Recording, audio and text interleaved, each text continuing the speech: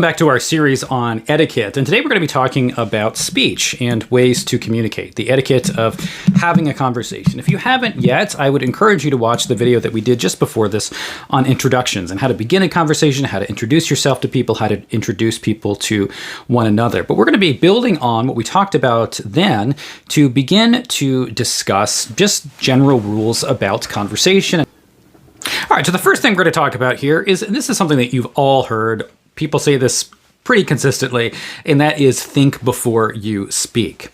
And this is something that happens in social situations, especially when you're, maybe you're on a first date with somebody or you're meeting somebody important that you're nervous about meeting. Sometimes people just talk nervously because they feel like they have to kind of fill the conversation gap. So instead of being quiet, they just kind of say whatever the heck comes to mind and just blurt out whatever comes out. Now, of course, the effect of this can often be that you just unintentionally say things that you never would have said if you actually had the chance to stop and think about it. So just be conscious of this when you're talking with somebody, especially if you're one of those people who tends to nervous talk, or you're having a really important meeting or conversation with somebody that you want to go well. Just be conscious of how you're speaking. Speak slowly. You don't have to speak particularly quickly. People kind of just ramble really quickly when you get nervous. You don't have to speak particularly slowly, but speak in a way that they can understand you and at a speed where you can think through what you're saying before you say it, I think is really the key there. The second thing to say about just rules of speech generally is to listen when the other person is speaking.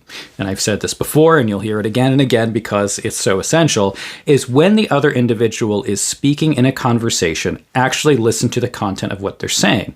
Do things like make eye contact and nod along with what they're saying. Think about how maybe you can ask questions based on the things that they're talking about. So have ideas about, they bring up, a place that they visited, and then maybe you ask something about the place that they visited, or how does that compare to this? Or actually actively listen to what the other person is saying and show that you are listening, instead of just listening to them talk so they can finish so that you can then say what you really want to say. When someone else asks you a question, it's also helpful not just to treat your answer as a monologue toward the other person. So somebody may ask you about something that you're particularly interested in, and you get really excited to answer the question. Now, that's a great thing, to be engaged and interested in conversation. But when you do that, make sure that you also try to make room to ask the other person the same question. So a lot of times when somebody asks you a question, sometimes what they're looking for is for you specifically to ask them because they really want to answer the question. But also, even if it's not the case, show that not only do you want to share your thoughts on something, but you are also interested in their thoughts on something. So if somebody who hasn't seen you in a long time says, oh, how are your kids? And you tell them about what your kids are doing, and that person also has children, you should also say, how are your kids doing? Maybe mention their names, or mention something that you knew that they were doing to show that you actually have interest. You've been listening to the things that they have told you about their kids in the past, and you want to engage them because you're interested in what their family is doing. So make sure that you're not just having this one-sided answer when people ask you questions, but try to ask them relevant questions back so that you're having a back and forth in conversation so that one person is not dominating the entirety of the conversation. So the goal of a good conversation is not monologue, but dialogue, is this helpful back and forth between the two people. They're both sharing information, they're listening to one another, and they're asking relevant questions to one another and getting to know each other and enjoying their time together. Something else that is very important is to speak directly. Now, I know that this differs depending on where you live. So depending on your country, but also depending on where you are in the United States. And so some of this you do have to recognize what's appropriate where you live, what your cultural customs are where you are, because, living in the northeastern United States, people tend to be a lot more direct. And sometimes that directness can come across as rudeness. So be aware or conscious of what the social customs of the area you're in might be so that you don't come across as rude. And you do, to some extent, have to accustom yourself to how different people act or interact within social situations, because sometimes appropriateness will be different, especially when you're going to, say, non-Western cultures, or even some, European cultures have very different rules of etiquette about various things. I'm speaking from the context of an American. A lot of this is very broadly applicable, but some things may be different in different countries. But when I say speak directly, speak in a way that communicates what you mean, but don't do it in a way that would be seen as rude. And again, that's what's probably going to differ depending on the area in which you live. But say what you mean. Don't be passive aggressive. Don't hide behind, yeah, that's fine when you really don't think it's fine. Just communicate what you mean. And you can do it in a way that's kind. And I think it's a mistaken notion that to be direct is always to be rude. Now, when I say to be direct, that doesn't mean that if someone says, how do these glasses look? And they get a new pair of glasses and you think they look bad, that you look at them and say, you look like an idiot. Don't do that. So I don't mean be direct in that way. I'm sure there's a way to answer them that would say something about the glasses without directly having to tell them that you think they're very ugly or they don't look good on their face. So, of course, if they ask you, I guess they are open to your opinion, but there still are socially appropriate ways to say things and not to say things. But by direct, I just mean, here's a great example, because this happens in social situations all the time, where someone says, well, what do you want to do? And then you feel like it's rude to tell them what you really want to do. So you're just like, it doesn't matter to me. Why don't we do what you want to do?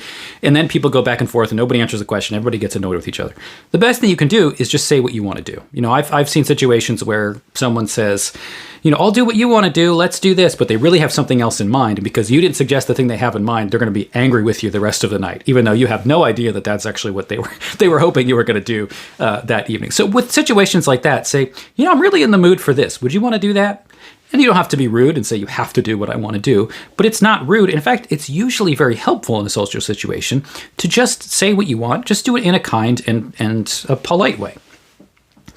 Another thing to remember in conversations, and this is especially true in social situations where you're meeting new people, if people are all talking about, say, a movie that just came out or a book that they've all read, and or music or bands that they have listened to, and you are there, and you have not seen the movie, or you've not read the book, or whatever it is they're talking about, you don't have any experience with it, but you feel like you're going to be a social outcast if you don't say anything, and so you just kind of pretend and say, oh yeah, that was great.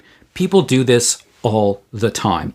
Here's an example of this. I remember hearing a story about a freshman philosophy student at Harvard, and that particular student was meeting the other freshman philosophy majors. And if you know anything about philosophy majors, at least it was like this in my college, but philosophy majors start to study philosophy because they... And I study philosophy, so if I'm poking fun at philosophy people, I'm poking fun at myself too. But people who study philosophy often want to feel like they have all the knowledge, right? They don't want to feel like there are things they don't know, which, of course, the more you study philosophy, you realize that's kind of the whole point is, as Socrates said something about this, admitting you don't know something is kind of the beginning of knowledge, admitting that there's so much that you don't know. But when people first start studying philosophy in particular, they all want to sound impressive because philosophy is difficult. It's an impressive subject. Nobody wants to feel like they haven't read books. So there was this philosophy student at Harvard who was a freshman who happened to notice the way that a lot of the philosophy majors talked. And he thought it would be funny to make up a philosopher and bring up that philosopher in front of the other students. And these other students that he was with, when he brought up, this name of the philosopher that didn't exist, all acted like they had actually read it. And then eventually he told them he just made the person up. and that just kind of illustrates the point, though, that we all do this in our different social situations, right? We all want to feel like we fit in, but people respect far more than that, just honesty. If you say, I haven't seen that movie yet, why don't you tell me about it? People tend to like that a lot more, because if people are really excited about a movie they've just seen and you ask about the movie, they probably enjoy talking about it and they're probably happy to tell you about it. And then maybe you could say, maybe I'll see the movie. Why don't we go see a movie together? If they want to see it again, I don't know. But you're going to end up having, a far worse situation most of the time when you're pretending, because most of the time people can kind of tell when you're being inauthentic. So it doesn't work anyway. And people tend to respect honesty, even if you haven't seen or read the thing that everybody else is talking about. So the pressure is often much more from your end feeling the pressure than it is from those people who probably don't really care whether you've seen it or not. It just happens to be the thing that they're talking about. Something else in conversations is, apologize when necessary, but don't make a big production out of apologizing. If you do something that is offensive to somebody, or you do something wrong to somebody, or whatever it might be in a social situation where you do something that is rude, you say, "Oh, I apologize," and move on. Don't make a production out of it. Don't focus on it. Don't keep going back to it. Make the apology and move on.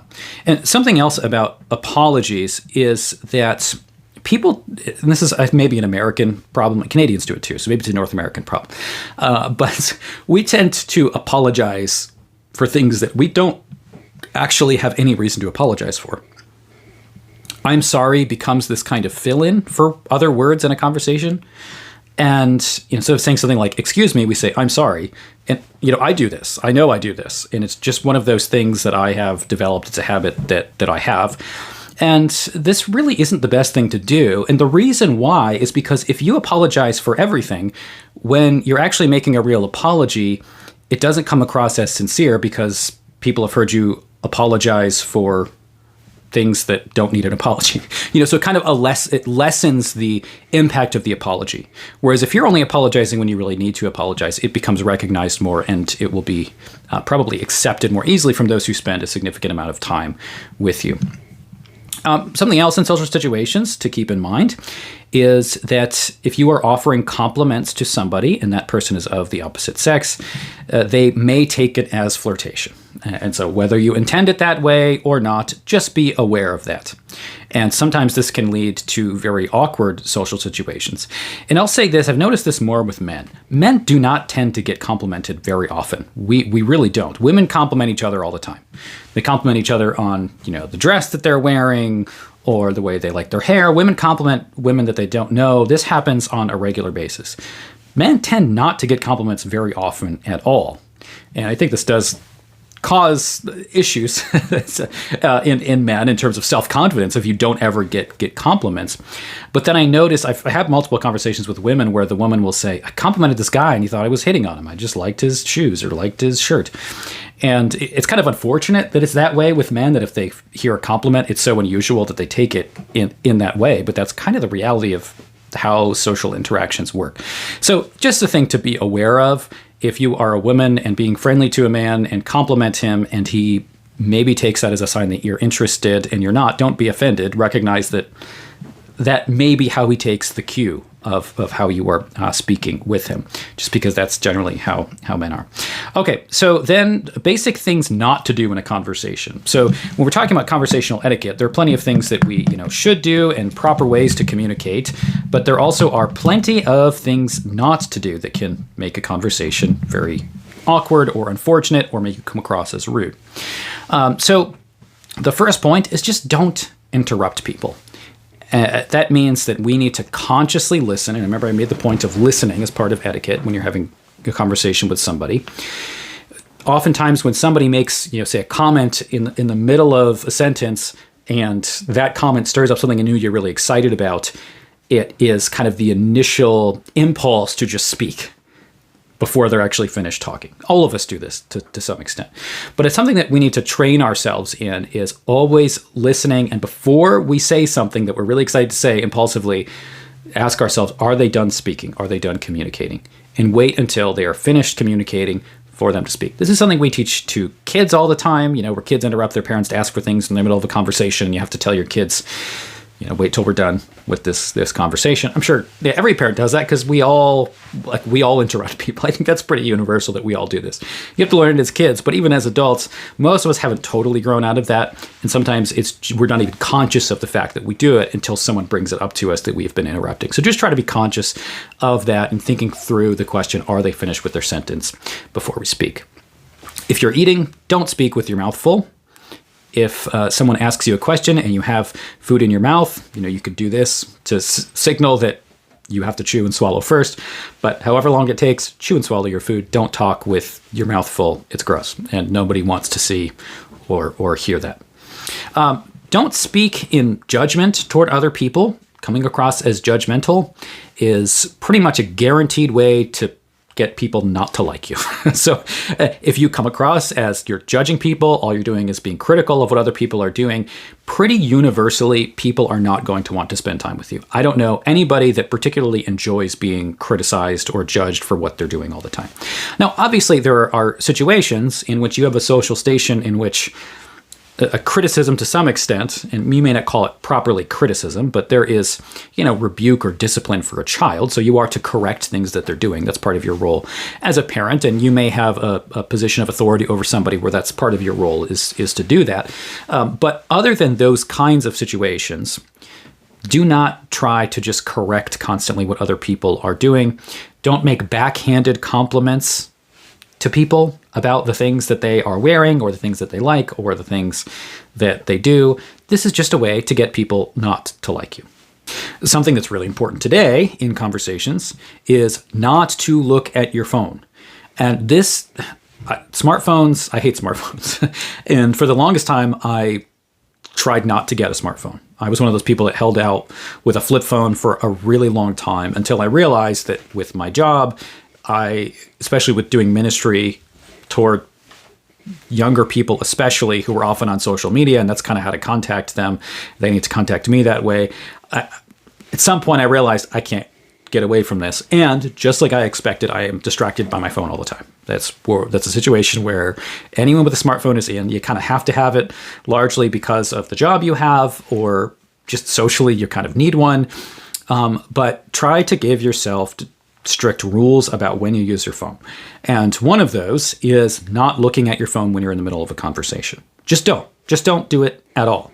Now, if you are waiting for some kind of, say, an important text or an important call from a family member, or there's something going on that you really do have to deal with that's really important, then you can say, oh, excuse me, I really need to check in on this, or I really need to check this, and then walk away and check your phone. But that announcing, communicating to people what you're doing, and also why it's important that you're not just so bored by your conversation that you have to check your Facebook status, and then of course they'll understand. They'll say, okay, yeah, go ahead. Nobody's going to push against that and say you're being rude for walking away. But if you communicate there's something important, if there actually is, then you need to check it. Or if you're, say, at somebody's house and you are waiting for a really important call, or text, say you left your kids home for the first time by themselves and you're out somewhere and you're really nervous and you're meeting up with people. You may just communicate with them beforehand. I need to check my phone. I'm sorry if I appear to be rude, but I'm checking my phone because I left my kid. And you explain the situation. And then if you check your phone every once in a while, you're communicating to them why you're doing it so that they're not coming away with the assumption that you're just really bored in doing it. Okay, so there are proper ways to do it in ways that are respectful of other people's time. Now, another thing not to do is brag. I've heard this from a lot of Europeans that they say when they come to America, they notice how much Americans just brag about themselves all the time.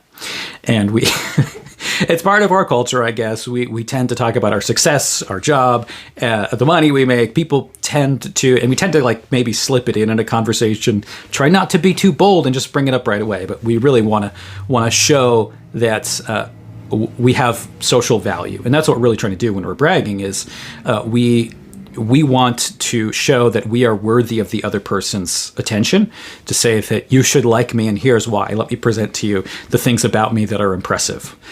But it's not good practice to brag. And for the most part, when you do that kind of thing, it's not really as impressive to people as they tend to think. Like when you brag about yourself, the thing that happens socially in conversations is more just the other person feels like they have now pressure to compete with you. And so you go back and forth doing this bragging about each other or about yourselves to each other without being blunt about it, but being very kind of quiet and passive about it. So that doesn't end up being a particularly beneficial conversation. So you could just start by just not doing it at all. In conversation, especially in social situations, just don't use vulgarity or coarse joking. I'm just going to say it as a flat out rule. There's no reason to do it. So just don't. It's not going to harm you if you don't do it, and it can cause you lots of problems if you do. So why not just avoid it altogether? Another thing to say is don't gossip. This is something that happens all the time. It is a very easy way for people to feel connected. Now, there are times when you could feel really awkward about somebody, and you've met with them, you don't know what to talk about, but you have someone mutually that you know, the easiest way to connect with somebody is to complain about the person you know. It does become a very easy way to create a kind of immediate, but not a real bond with somebody. So you both say have a mutual friend in common, you meet each other, you don't know each other. Maybe you joke about something that the mutual friend does that's annoying and the other person does it too. And all of a sudden you're getting along great. It's not a great way to make bonds with people. If you're known as the person who gossips, the people who you are gossiping to and you are engaging in that kind of conversation all the time, the person you're gossiping to, guess what? They're going to recognize that if you gossip about everybody else, you're gossiping about them too. So they're not going to trust you, and they shouldn't trust you. So just don't do it. Now, if you are in a situation where someone tries to engage you in gossip and you really just don't want to deal with it, find a polite way to excuse yourself in the conversation. I know you kind of feel pressure when other people are doing it, and you feel like, well, I don't want to be the really obnoxious person that's just like, well, I'm too good for that, don't do that, or I don't want to make them feel bad. You can have a polite way to just escape the conversation. Something that I know that my wife always does, and we encourage people to do this a lot, is that when somebody is complaining about somebody, just say, have you had a conversation with them about it? Have you talked to them about this problem you have? Almost 100% guarantee they will stop talking about it. It works really well. And you don't come across as rude or anything, but they're just like, well, no, I wasn't really intending to talk to them about it. I just wanted to complain. So that tends to work pretty well. I'm sure there are other ways to do it as well, but that tends to help. And then the final thing not to do in a conversation is don't criticize somebody else's manners. As we're talking here about manners, about etiquette, don't criticize what somebody else is doing if they're not doing something in a proper way, if somebody introduces somebody in the wrong way, or if somebody checks their phone in the middle of a conversation in a way that is rude, you just don't point it out. Just, it's important for etiquette. You're looking at what you're doing and how you are behaving in a social situation. You can control yourself. You can control your own behaviors. You can control how you communicate to other people and how you treat other people. You cannot control what the other person does. So unless you're in a kind of relationship where you can correct the person, say if you're a parent, you can, but even when you do that, do it when you're taking them to the side. Don't do it publicly in front of other people, and don't do it to embarrass somebody. Well, hopefully this was beneficial as we continue through this series on etiquette. Some tips there on having conversations. And I have some other tips about speech as well that we'll probably do in another video. So thanks so much, and make sure you subscribe.